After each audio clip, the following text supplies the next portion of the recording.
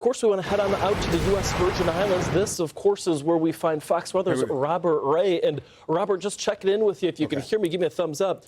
Here's the thing, Robert.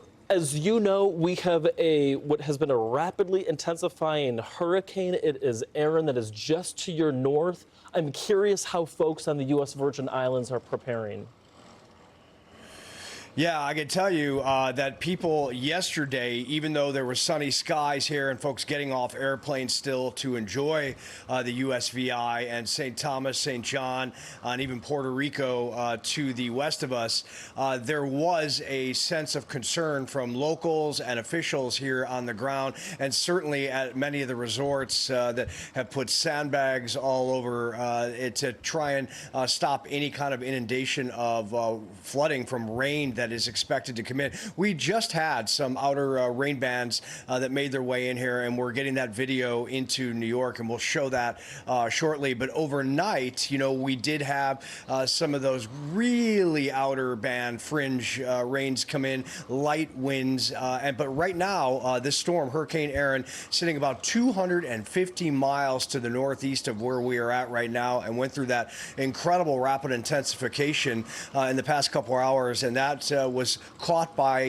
the National Hurricane Center and the hurricane hunters with all their technology that continue to fly in and out of Hurricane Erin. So we are expecting the next 24 hours to potentially be a bumpy ride in the Leeward Islands and also here in the United States Virgin Islands. Power likely may be an issue. Just, you know, 20-mile-an-hour wind gusts sometimes can knock out power on the islands, and we'll see. We'll see how that counter twist and some of these impacts occur, but officials are ready and preparing, and they were also gearing up for this rapid intensification. Listen to yesterday as officials spoke to the public.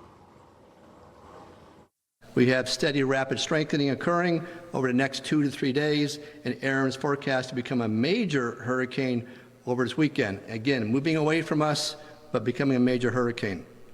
Hurricane force winds extend out only about 25 miles from the center.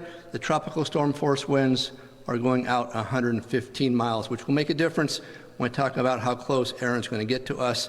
But it's mainly in the north part of that quadrant. The hurricane, that north to northeast is probably the worst part of it. The south side isn't too bad, and that's a part that's going to be facing us as it passes us. Yeah, that's exactly right. You don't want to be on the northeast side of a hurricane, the dirty side, as it's called, with those winds that will just cause catastrophic scenarios. So we're far enough to not have catastrophic impacts, and that's a good thing. But nonetheless, people here are ready and preparing. Next 24 hours, again, potentially a bumpy ride here in St. Thomas and many of the islands, including Puerto Rico. And then the system will cut up into the Atlantic and likely go through the chute between Bermuda and mainland U.S. It's about 650 miles between the Outer Banks and Bermuda, guys. Back to you. Yeah, Robert, it's going to be a bumpy next 12 to 24 hours where you're at in St. Thomas on the U.S. Virgin Islands. But of course, knowing that preparation is underway, sounds like they are well prepared for the outer bands. Fox Weather Correspondent Robert Ray for us live in St. Thomas on the U.S. Virgin Islands. Robert, we'll check it back in with you in the next half an hour.